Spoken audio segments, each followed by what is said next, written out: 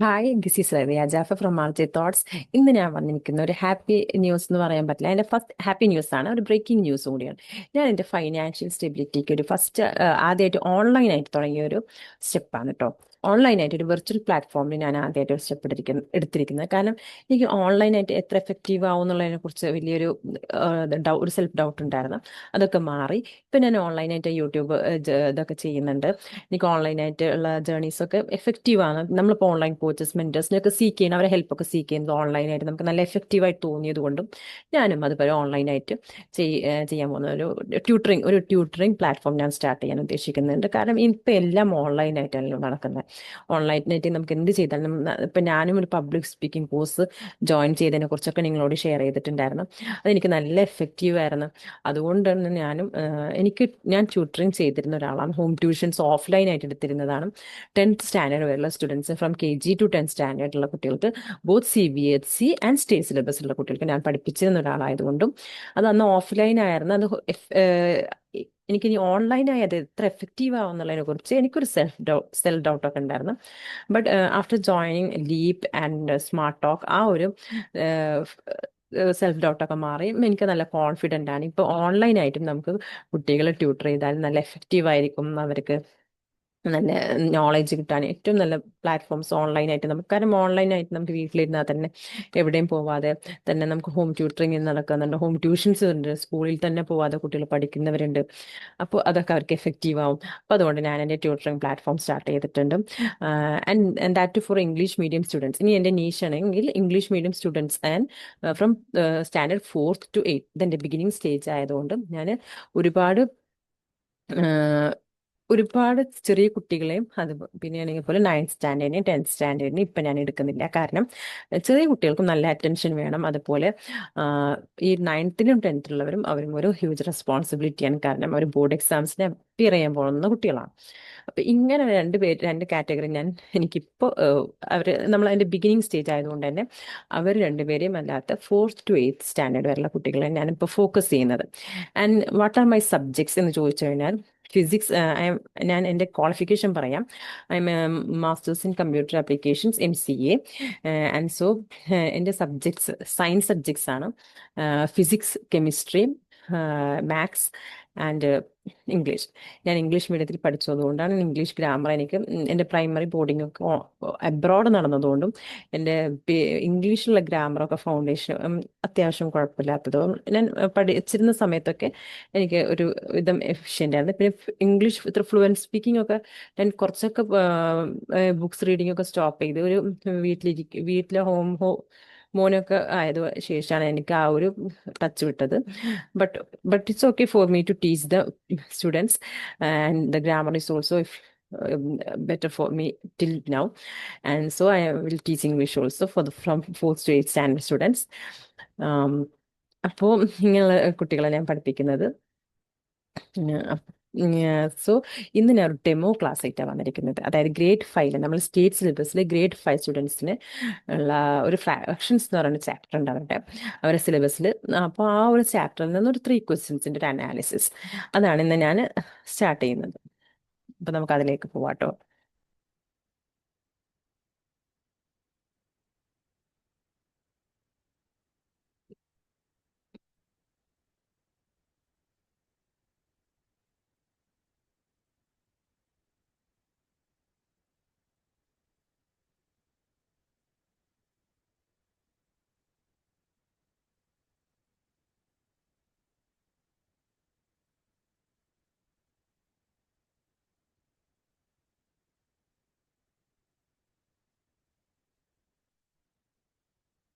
Fractions ആണ് എൻ്റെ chapter. ഇനി ഫ്രാക്ഷൻസിൽ നിന്നും സോറി, പെട്ടെന്ന് സ്ലൈഡ്സ് അപ്പത്ത് പോയി. ഫ്രാക്ഷൻസിൽ നിന്ന് ഗ്രേഡ് 5 കുട്ടികൾക്കാണ് പഠിപ്പിക്കുന്നത് ഞാൻ പറഞ്ഞു. ഇനി ഗ്രേഡ് 5 കുട്ടികൾക്ക് എങ്ങനെ ഇവർക്ക് ഇത് എക്സ്പ്ലെയിൻ ചെയ്യാൻ പറ്റും എന്നുള്ളതിന്. ഗ്രേഡ് 5 കുട്ടികൾക്ക് ഒരുവിധം ഫ്രാക്ഷൻസിന്റെ ഇൻട്രൊഡക്ഷൻ ഒക്കെ അറിയായിരിക്കും. ഒരു ഷെയർ ആണ്, നമ്മളൊരു കേക്ക് ഡിവൈഡ് ചെയ്ത് കഴിഞ്ഞാൽ അതിനെ ഈക്വൽ ആയിട്ട് ഡിവൈഡ് ചെയ്ത് കഴിഞ്ഞാൽ 2 പേർക്കാണെങ്കിൽ ഹാഫ് ആണ്. ഏറ്റവും ബേസിക് ആയിട്ടുള്ള ഫ്രാക്ഷൻസ് എന്ന് പറയുന്നത് ഹാഫ് ആണ്. അതൊക്കെ എല്ലാവർക്കും അറിയുന്നുണ്ടാവും. ഒരു കേക്കിനെ ഹാഫ് ആയിട്ട് ഡിവൈഡ് ചെയ്ത് കഴിഞ്ഞാൽ അതിൽ ഈ ഷെയ്ഡഡ് പോർഷനെ നമ്മൾ ഫ്രാക്ഷൻ ആയിട്ട് റെപ്രസെന്റ് ചെയ്യണത്, അതായത് 2 ഭാഗത്തിൽ നിന്ന് ഈ ഒരു ഭാഗത്തിനെയാണ് നമ്മൾ ഇതിനെയാണ് ഫ്രാക്ഷൻ എന്ന് പറയുക. ഇത് ഇത്രയും ബേസിക് ആയിട്ടുള്ള ഒരു കാര്യമൊക്കെ ഒരു ഗ്രേഡ് 5 സ്റ്റുഡൻസിന് മനസ്സിലാവും എന്ന് ഞാൻ വിചാരിക്കുന്നു. പിന്നെ അടുത്തതായിട്ട് ഞാൻ ഈക്വൽ ഷെയറിംഗ് എന്ന് പറയുന്നത് ഡിവിഷന്റെ ഒരു ഭാഗമാണല്ലോ അല്ലേ. ഡിവിഷനിൽ നമ്മൾ പറയുന്നുണ്ട് ഈക്വൽ ഷെയറിംഗ് എന്താണ്. ഡിവിഷനിലാണല്ലോ, ഡിവൈഡ് ചെയ്യുമ്പോഴാണ് നമ്മൾ ഈക്വൽ ആയിട്ട് ഡിവൈഡ് ചെയ്യുന്നത്. ഡിവൈഡ് ചെയ്യുന്നത് ഈക്വൽ ആയിട്ട് കൊടുക്കുന്നതിനാണ് നമ്മൾ ഡിവിഷൻ എന്ന് പറയുന്നത്. അപ്പോൾ ഇപ്പോൾ ഇതിലൊരു എക്സാമ്പിൾ പറയുന്നുണ്ട്. 12 കുക്കീസ് ഒരു 4 പേഴ്സൺസ്. ഇവിടെ നിങ്ങൾ ക്വസ്റ്റ്യൻ കാണുന്നുണ്ടെന്ന് എൻ്റെ ഒരു ധാരണ. യെസ്. അപ്പോൾ 4 ഫ്രണ്ട്സും ഉണ്ട്. അങ്ങനെയാണെങ്കിൽ എങ്ങനെയാണ് ഒരാൾക്ക് എത്ര കുക്കീസ് കിട്ടും? 3 കുക്കീസ് കിട്ടും എന്നുള്ളതാണ്. അപ്പോൾ ഈക്വൽ ഷെയറിംഗ് എന്ന് പറയുന്നത് ഡിവൈഡിങ് ആണ്. ഒരു സാധനത്തിന് ഡിവൈഡ് ചെയ്യണം, ഈക്വൽ ഷെയറിങ്. അപ്പോൾ ഈ ഡിവൈഡിങ് എന്ന് പറയുന്നത് തന്നെ അത് ചിലപ്പോൾ ഡിവൈഡിങ് മിഠായി ആകുമ്പോൾ നമുക്ക് എളുപ്പം ഡിവൈഡ് ചെയ്ത് പറ്റും. പക്ഷെ ഒരു കേക്ക് ഒക്കെ ആണെങ്കിൽ നമുക്ക് കട്ട് ചെയ്ത് പോകണം അല്ലേ. അതൊരു ഒരു പീസുകളാവും. അപ്പോൾ അങ്ങനെ പോർഷൻസ് ആവും. അതിനൊക്കെയാണ് നമ്മൾ ഫ്രാക്ഷൻസ് ആയിട്ട് നമ്മൾ ഫ്രാക്ഷണൽ ഷെയർ എന്ന് പറയുന്നത്. അപ്പോൾ ഇവിടെ 12 കുക്കീസിന്റെ കാര്യം പറയുകയാണെങ്കിൽ ഇപ്പോൾ 12 കുക്കീസ് ഒരു 12 കുക്കീസിന് ഈക്വൽ ആയിട്ട് നമ്മൾ ഡിവൈഡ് ചെയ്യണം. ആർക്ക്? 4 ആൾക്ക്. അങ്ങനെ നമ്മൾ എങ്ങനെ ഡിവൈഡ് ചെയ്യാം? 12/4 ഡിവൈഡ് ചെയ്ത് കഴിഞ്ഞാൽ 4 3s are 12 അല്ലെ. 4 into 3 ആണ് 12. 4ന്റെ ടേബിൾ അറിയുന്നവർക്ക് അറിയുണ്ടാവും. 4 into 1 4, 4 into 2 8, 4 into 3 12. ടേബിൾ പഠിക്കുന്ന എപ്പോഴും ടേബിൾ എന്തായാലും 1 to 10 വരെയുള്ള ടേബിൾ ബൈ ഹാർട്ട് ചെയ്യണം. ഗ്രേഡ് 5 കുട്ടികൾക്ക് എന്തായാലും ബൈ ഹാർട്ട് ചെയ്യണം. എല്ലാ ദിവസവും മൾട്ടിപ്ലിക്കേഷൻ ടേബിൾ എഴുതിയാൽ തന്നെ ഇപ്പം നിങ്ങൾക്ക് വെക്കേഷനൊക്കെ എല്ലാ ദിവസം നിങ്ങൾ പ്രാക്ടീസ് ചെയ്യുന്ന ഒരു കാര്യമാണ് മൾട്ടിപ്ലിക്കേഷൻ. ഡെയിലി നിങ്ങൾ പ്രാക്ടീസ് ചെയ്യണം. അല്ലാതെ മൾട്ടിപ്ലിക്കേഷൻ ടേബിൾ നിങ്ങൾ ഒരു 12 വരെയുള്ള 11 വരെ അല്ലെങ്കിൽ 11 വരെയുള്ള ക്ലാസ്സുകൾ നിങ്ങൾ പഠിച്ചിരിക്കണം. 4 3s are 12. ഇവിടെ നമുക്ക് റിമൈൻഡർ കിട്ടുന്നത് 0. അപ്പോൾ ഇതാണ്. അപ്പോൾ ഈ 12/4 നമുക്ക് ഇങ്ങനെയും എഴുതാൻ പറ്റും. 12/4 ഈ ഇവിടെ ഈ ഫ്രാക്ഷൻ്റെ ഈ ചിഹ്നം തന്നെയാണ് എന്ത് ഡിവിഷൻ എന്ന് പറയുന്നത്. ഇനി ഇവിടെ ഞാൻ പറയാം, ഈ ഹ്യൂജ് അമൗണ്ടിന് ഒരു പേര് പറയും. നമ്മൾ ഇതിനൊരു പേര് പറയും, ഈ കിട്ടിയ ആൻസറിന് ഒരു പേര് പറയും, ഇതിനൊരു പറയും. ഇതൊക്കെ എല്ലാവർക്കും അറിയുന്നുണ്ടാവും ഞാൻ വിചാരിക്കണം. ഈ 12ന് വേണ്ടി പറയുന്നത് ഞാൻ വേറെ പേജിൽ എഴുതി തരാം. അതാണ് ഇനി ഡിവിഷൻ റൂൾ എന്ന് പറയുന്നത് കേട്ടോ. അവിടെ 12 ആണ്. 12 ഈ സ്റ്റേറ്റ്മെന്റ് ഒന്നും കൂടി ഇവിടെ എഴുതി തരാം. 12/4 = 3 കിട്ടി. ഈ 12ന് ഇവിടെ പറയുന്ന പേരാണ് ഡിവിഡൻഡ്. ഇവിടെ 12 ആണ്. ഇനി ഡിവൈസർ, നമ്മൾ എന്തിനേയും കൊണ്ടാണോ ഡിവൈഡ് ചെയ്തത് അതാണ് ഇവിടെ 4. നമ്മളിവിടെ ഡിവൈഡ് ചെയ്തത് 4നെയും കൊണ്ടാണ്. അപ്പോഴാണ് നമുക്ക് ആൻസർ എന്ത് കിട്ടിയത്? 0 കിട്ടിയത്. അപ്പൊ ഡിവൈസർ 4 ആണ്. കോഷ്യന്റ് 3 ആണ്. അതുപോലെ റിമൈൻഡർ നമുക്ക് ബാക്കിയായത് ഒന്നും ബാക്കിയാവാത്തതുകൊണ്ട് ഇവിടെ എന്താണ്? 0 ആണ്. അപ്പോൾ ഇതാണ് ഇത്രയും 4 കാര്യങ്ങൾ നമ്മൾ അറിഞ്ഞിരിക്കണം. അപ്പൊ അങ്ങനെയാണ് നമ്മൾ ഡിവിഷൻ റൂളിലേക്ക് പോവാം. ഡിവിഷൻ റൂൾ പറയാം, divisor into quotient plus reminder. ഇതൊക്കെ ഒരു ബേസിക് ആയിട്ട് ഇതിപ്പോൾ 5th സ്റ്റാൻഡേർഡ് സ്റ്റുഡൻസിന് മാത്രമാണെന്ന് എനിക്കറിയില്ല, എല്ലാ ക്ലാസ്സിലും ഉണ്ടാവും. 4th സ്റ്റാൻഡേർഡിലും ഉണ്ടായിരിക്കേണ്ടതാണ്. ഞാനിവിടെ എഴുതാം. ഡിവിഡൻഡ്, ആ ഹ്യൂജ് എമൗണ്ട്, അതായത് നമ്മളിവിടെ 12 ആയിരുന്നു. ഡിവിഡൻഡ് എന്ന് പറയുന്ന സാധനം കിട്ടണമെങ്കിൽ എന്ത് ചെയ്താൽ മതി? നമ്മൾ ഡിവൈസർ 4 ആയിരുന്നു ഇവിടെ. ഡിവൈസർ ഇൻറ്റു ആ കോഷ്യൻ, നമ്മളെ മോളിൽ കിട്ടിയ ആൻസറിനെ നമ്മൾ ഇൻറ്റു ചെയ്തിട്ട് ബാക്കി ഇപ്പോൾ ഇവിടെ 0 വന്നിരിക്കുന്നത്, അതുകൊണ്ട് അതിനായിട്ട് ആഡ് ചെയ്താൽ മതി. ബാക്കി വരുന്ന കേസുകൾ ഉണ്ട് കേട്ടോ. ഇത്രയും മിഠായി കൊടുത്തിട്ട് ഈക്വൽ ഡിവൈഡ് ചെയ്തിട്ട് ബാക്കി മിഠായി വരുമ്പോൾ ബാക്കിയിൽ നിന്ന് പിടിച്ചു വാങ്ങുന്ന കുറേ പേരില്ലേ. ആ ബാക്കി ഇവിടെ ഒന്നും ബാക്കി വരാത്തത് കൊണ്ട് ഇവിടെ 0 ആണ്. ഇപ്പൊ ഡിവിഡൻഡ് ഇവിടെ 12 ആയിരുന്നു. നമുക്ക് ആ 12 കിട്ടുന്നുണ്ടാ നോക്കാം. ഡിവൈസർ എത്രയായിരുന്നു? 4 ആയിരുന്നു അല്ലെ. നമ്മൾ ഡിവിഡൻഡ് 12 ആയിരുന്നു. ഡിവൈസർ 4 ആയിരുന്നു. 3 കോഷ്യന്റ് ആയിരുന്നു. റിമൈൻഡർ 0 ആയിരുന്നു. 4 ഇൻറ്റു കോഷ്യൻ, ഇത് 4 ഡിവൈസർ ഇത് കോഷ്യന്റ് ഇത് റിമൈൻഡർ. നമുക്ക് 12 കിട്ടുന്നുണ്ടാന്ന് നോക്കാം. 4 × 3 + 0. അപ്പൊ നമുക്ക് എന്ത് കിട്ടും? 4 × 3 12 + 0 ഈസ് ഈക്വൽ ടു 12. അപ്പൊ നമുക്ക് എന്ത് കിട്ടുന്നുണ്ട്? ഈ പറയുന്ന ഈ ഡിവിഷൻ റൂൾ വെച്ചിട്ട് നമുക്ക് നമ്മളെ ഡിവിഡൻഡ് കിട്ടുന്നുണ്ട്. ഇതിനെയാണ് പറയുക ഡിവിഷൻ റൂൾ. ഈ ഈ കാണുന്നതിനെ പറയുന്നതാണ് എന്ത്? Division rule. ഇതാണ് നമ്മളെ ഡിവിഷൻ റൂൾ എന്ന് പറയുന്ന സംഭവം. ഈ ഡിവിഷൻ റൂള് ഇനി ഡിവിഡൻഡ് ഇതൊക്കെ മാറുന്നവരാണെങ്കിൽ DQ+R എന്നൊക്കെ പറയും. അതായത് ഇനി ആറാണോ ഫസ്റ്റ് വരുന്നത്, ഡി ആണോ വരുന്നത്, ഇതിന് ഒരു DQ+R എന്നൊക്കെ കുട്ടികൾ പഠിക്കുന്നുണ്ട്. എൻ്റെ മോനൊക്കെ പഠിക്കുന്നത് കാണാം, DQ+R ആന്നൊക്കെ. ഈ മിക്സഡ് ഫ്രാക്ഷൻസ് വരും.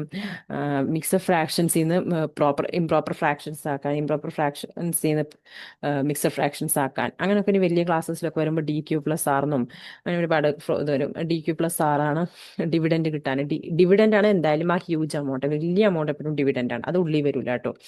നമ്മൾ ആ കിട്ടുന്ന വലിയൊരു കാര്യം അതാണ്. ഇനി അത്രയും കഴിഞ്ഞ് ഇനി ഇതിற்கு ഞാൻ പറഞ്ഞല്ലോ 3 ക്വസ്റ്റ്യൻസ് വർക്കൗട്ട് ചെയ്യാനാണ്. ആ 3 ക്വസ്റ്റ്യൻസ് ഏതൊക്കെ നമുക്ക് ജസ്റ്റ് ഒന്ന് നോക്കാം. അതായത് ഇപ്പൊ 3 കേക്ക് ഉണ്ട്. 3 കേക്കിൽ നമ്മൾ 4 ആൾക്ക് കൊടുക്കുന്നുണ്ട്. അങ്ങനെയാണ് ഈ ഒരു കേക്കിന്റെ എത്ര ഭാഗം ഓരോ ആൾക്ക് കിട്ടുക, ഓരോ കേക്കിന്റെ. അതായത് ഇപ്പൊ 3 കേക്ക് ഉണ്ട്. ആ 3 കേക്ക് നമ്മൾ 4 പേർക്ക് തുല്യമായി കൊടുക്കണേ. ഓരോ കേക്കിന്റെ, അതായത് ഈ 3 കേക്കിന്റെ 3 കേക്കിൽ നിന്നും 3 കേക്ക് ഒരു വലിയൊരു 3 കേക്കാന്ന് തോന്നുന്നു. വലിയൊരു കേക്കാണ്. വലിയൊരു 3 കേക്കിന്റെ 3 കേക്കിൽ നിന്നും ഓരോ ആൾക്കും എത്ര കിട്ടാന്നുള്ളതാണ്. അപ്പൊ നമ്മൾ ആദ്യം കണ്ടുപിടിക്കുന്ന ഒരു കേക്കിൽ നിന്നും ഒരാൾക്ക് എത്ര കിട്ടുക എന്നുള്ളത് കണ്ടുപിടിക്കുക. എന്നിട്ട് 3 കേക്കിലത്തെ കാര്യം കണ്ടുപിടിക്കുക. 3 കേക്കിൽ നിന്നും ഒരാൾക്ക് എത്ര കിട്ടുക എന്നുള്ളത് ആദ്യം കണ്ടുപിടിക്കുന്നതിന് മുന്നേ ഒരു കേക്കിൽ നിന്നും ഒരാൾക്ക് എത്രയെന്നുള്ളത് ആദ്യം കണ്ടുപിടിക്കുക. ഇതാണ് ആദ്യം ചെയ്യുന്നതിൽ. 3 കേക്കിൽ നിന്നും ഒരാൾക്കാണ് ചോദ്യം. 3 കേക്കിൽ നിന്നും ഒരാൾക്ക് എത്ര കിട്ടും എന്നാണ് ചോദ്യം. 3 കേക്കിൽ നിന്നും ഹൗ മച്ച് വിൽ, എത്ര ഷെയർ ആണ് ഒരാൾക്ക് കിട്ടുക. ഇതാണ് നമ്മളെ ക്വസ്റ്റ്യൻ. ഒരു പേഴ്സന്റെ ഷെയർ എത്രയാണെന്നാണ് ക്വസ്റ്റ്യൻ. From 3 cakes. അങ്ങനെയാണെങ്കിൽ നമ്മൾ ഒരു കേക്കിന്റെ കാര്യം കണ്ടുപിടിക്കുക. ഒരു കേക്കിൽ നിന്നാണെങ്കിലും ഇത് എത്ര ആൾക്കാരുണ്ട്? 4 ആൾക്കാരുണ്ട്, 4 ആൾക്കാരുണ്ട് അല്ലേ? ഒരു കേക്കിൽ നിന്ന് 3 കേക്ക്. അപ്പോൾ ഒരു കേക്കിൽ നിന്നാണെങ്കിൽ 4 പേരുള്ളതുകൊണ്ട് 4ൽ ഒരു ഭാഗമാണ് ഒരാൾക്ക് കിട്ടുള്ളൂ. ഒരാളുടെ കാര്യം ഉണ്ടാവും. ഒരാളുടെ കാര്യമാണിത്. ഒരാൾക്ക് 4 പേരിൽ നിന്ന് നാലാൾക്ക് കൊടുക്കണം. അതിൽ നിന്ന് ഒരു ഭാഗം ഒരു കേക്കിലാണെങ്കിലും അയാൾക്ക് കിട്ടുള്ളൂ. ഈ കേക്കിനെ 4 പേർക്ക് ഡിവൈഡ് ചെയ്യണം. അപ്പൊ ഈ 3 കേക്കാണെങ്കിൽ 4 പേർക്ക് ഡിവൈഡ് ചെയ്യണം. അപ്പൊ 3 കേക്കാണെങ്കിലും എന്ത് ചെയ്യും? ഇപ്പൊ ഒരു കേക്കിന്റെ കാര്യം കണ്ടുപിടിച്ചിട്ട് നമ്മൾ എന്ത് ചെയ്യുക? ആ 3 കേക്കിന്റെ കാര്യത്തേക്ക് മൾട്ടിപ്ലൈ ചെയ്യുക. ഒരു കേക്കിൽ നിന്നും 1/4 ഭാഗം കിട്ടുള്ളൂ. അപ്പൊ 3 കേക്കിലാണെങ്കിൽ 1/4 × 3 ചെയ്താൽ 3/4 പീസേ ഒരാൾക്ക്. ഇത് ഒരാളെ കാര്യം ചോദിച്ചിട്ടുള്ളൂ. അപ്പോൾ ഒരാളുടെ കാര്യം കണ്ടുപിടിച്ചാൽ മതി. ഒരു കേക്കിലാണെങ്കിൽ ഒരു കേക്കിൽ 4 ഭാഗമാക്കണം. അങ്ങനെ 3 കേക്കിലാണെങ്കിലും 3 കേക്കിനെയും 4 ആൾക്ക് ഷെയർ ചെയ്ത് കൊടുക്കണം. അപ്പോൾ 4 ആൾക്ക് ഷെയർ ചെയ്ത് കിട്ടുക ഒരു 3/4 പീസാണ്. ഇത്രയും പീസാണ് എത്ര കിട്ടുള്ളൂ? ഒരാൾക്ക് കിട്ടുന്ന കാര്യമേ ചോദിച്ചിട്ടുള്ളൂ. ഒരു പേഴ്സന്റെ കാര്യമേ ചോദിച്ചിട്ടുള്ളൂ. അപ്പോൾ ഒരു പേഴ്സന്റെ കാര്യം കണ്ടുപിടിച്ചാൽ മതി. ക്ലിയർ ആയിട്ടുണ്ടാവും വിചാരിക്കുന്നത്. Next question. ഒരു 3 metre long ribbon 4 equal pieces ആക്കിയിട്ടുണ്ടെന്ന് വിചാരിക്കണം. അങ്ങനെയാണെങ്കിൽ ഒരു പീസിന്റെ what would be the length of a piece in metres. അതായത് ഇവിടെ നമ്മൾ ഒരു 3 മീറ്റർ റിബണ് 3 മീറ്റർ റിബണ് 3 മീറ്ററുള്ള വലിയ റിബണ് 4 ഈക്വൽ പീസസ് ആക്കിയിട്ട്, ഇത് മൊത്തം 3 മീറ്റർ ആണ് കേട്ടോ.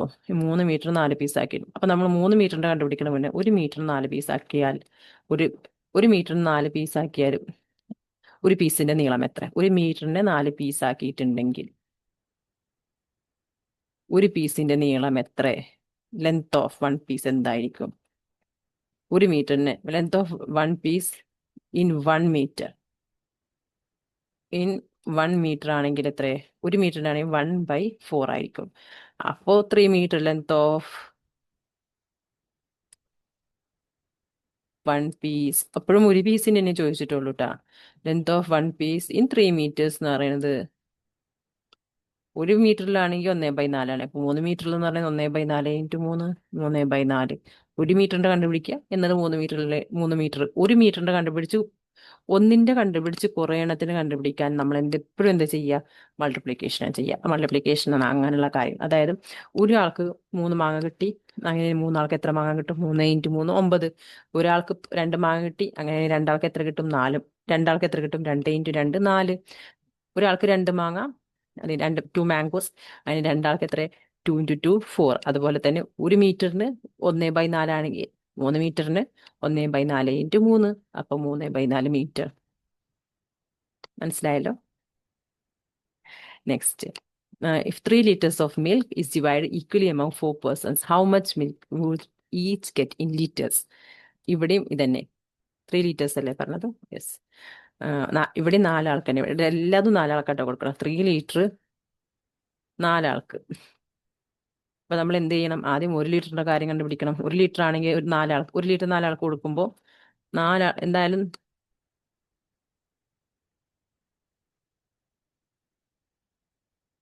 ആകെ ഉള്ളത്, ടോട്ടൽ ഉള്ളത് 3 ലിറ്റേഴ്സ് ആണ്. ടോട്ടൽ amount ഉള്ളത്, നമ്പർ ഓഫ് പീപ്പിൾ ഉള്ളത് 4 ആണ്. അപ്പൊ 1 ലിറ്റർ എത്ര പേര് കൊടുക്കണം? 1 ലിറ്റർ ആണെങ്കിൽ ഒരാളുടെ ഷെയർ 1 പേഴ്സൺസ് ഷെയർ എന്ന് പറയണത് 1/4 ആണ്. കാരണം 4 പേർക്കും കൊടുക്കണമല്ലോ 1 ലിറ്റർ ആണെങ്കിലും. അങ്ങനെ therefore 3 ലിറ്റർ ആണെങ്കിൽ 1 പേഴ്സന്റെ ഷെയർ എന്ന് പറയുന്നത് എത്രയായിരിക്കും?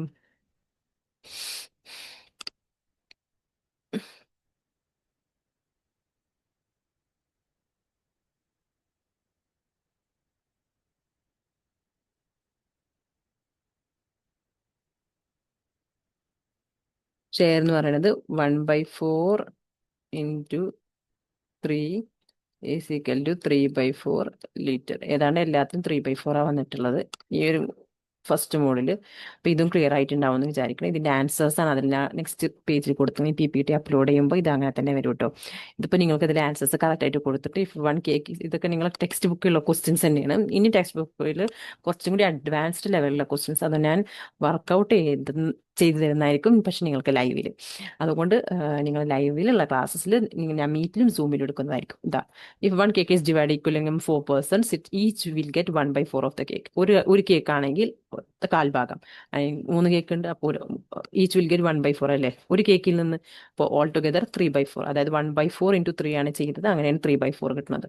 ഇഫ് 1 മീറ്റർ ആണെങ്കിൽ 1 മീറ്ററിന് നമ്മൾ 4 ഈക്വൽ പീസ് ആണെങ്കിൽ 1 മീറ്റർ 4 ആക്കണം. അപ്പൊ 1/4, 1നെ 4 ആക്കുക, 1/4 ആക്കും. പിന്നെ 3 മീറ്റർ ആണെങ്കിൽ 1/4 × 3 ചെയ്യണം അല്ലേ? 1/4 ഒക്കത്തിൽ നിന്ന് ഒക്കെ ഒന്നാണ്.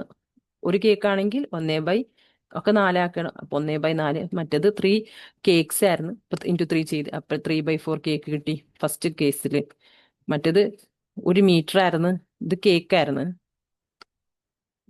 ഇത് 1 മീറ്റർ റിബൺ ആയിരുന്നു, അത് 4 ആൾക്ക് ഡിവൈഡ് ചെയ്ത് 4 പീസാക്കി. അങ്ങനെയാണെങ്കിൽ ഇത് 3 മീറ്റർ ആണെങ്കിൽ ഇതെത്ര കിട്ടും? 3/4 മീറ്റർ ആക്കും. ഇതൊക്കെ പീസാണ് കേട്ടോ. പിന്നെ ഇത്രയും പീസ് കിട്ടും.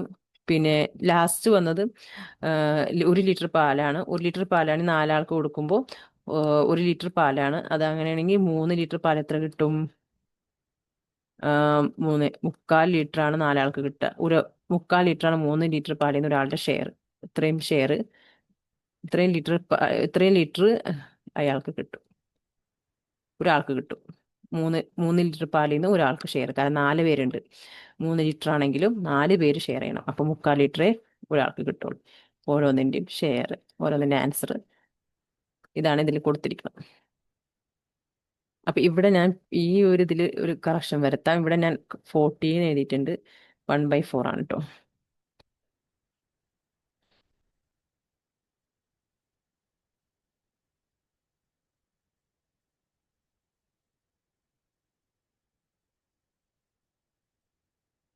അതായത് 1/4 ആണേ.